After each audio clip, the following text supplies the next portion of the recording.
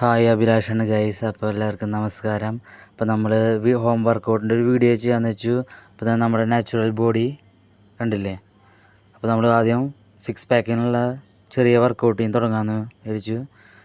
നമ്മൾ പരമാവധി നമ്മൾ ഫെയിലിയർ വരെ ചെയ്യുക. ഇതിന് മുന്നേ ഞാൻ ചെയ്തതാണ്, അപ്പോൾ ഞങ്ങൾക്ക് കാണിക്കാൻ വേണ്ടിയിട്ട് വീണ്ടും ചെയ്യണം. അപ്പോൾ നമ്മൾ ഫെയിലിയർ വരെ പരമാവധി ചെയ്യുക.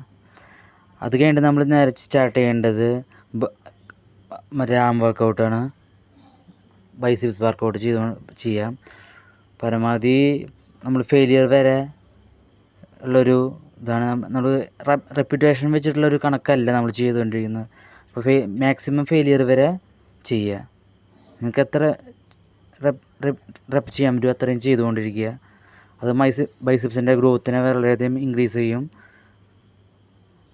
അതേമാതിരി നമ്മൾ കഴിഞ്ഞ് കഴിഞ്ഞാൽ അടുത്തത് ഡംബൽ, അത് കഴിഞ്ഞാൽ ഹാമറും ഒരുമിച്ച് ചെയ്യുക. അപ്പോൾ ബൈസിപ്സിൻ്റെ നല്ല ഷേപ്പ് കറക്റ്റായിട്ടിരിക്കും. പരമാവധി നമുക്ക് എത്ര ഫെയിലിയർ വരെ ചെയ്യാൻ പറ്റുമോ അത്രയും ഫെയിലിയർ വരെ ചെയ്യുക. ഇതിൽ പിന്നെ നമ്മൾ ചെയ്യേണ്ടതെന്ന് വെച്ചാൽ എണ്ണം വെച്ചിട്ടുള്ള കൗണ്ടിങ്സ് ഇല്ല.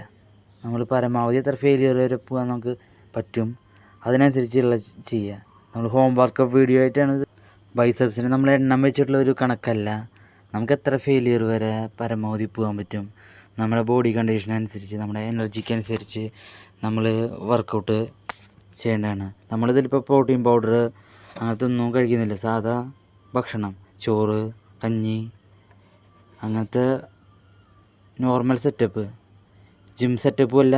നമ്മൾ ഹോം വർക്കൗട്ട് നമ്മൾ പരമാവധി ചെയ്യുക. എന്നാലാണ് മസിൽ വോളിയത്തിൽ നല്ല വ്യത്യാസം ഉണ്ടാവുകയുള്ളൂ. അപ്പോൾ ബൈ, പിന്നെ കാണാം.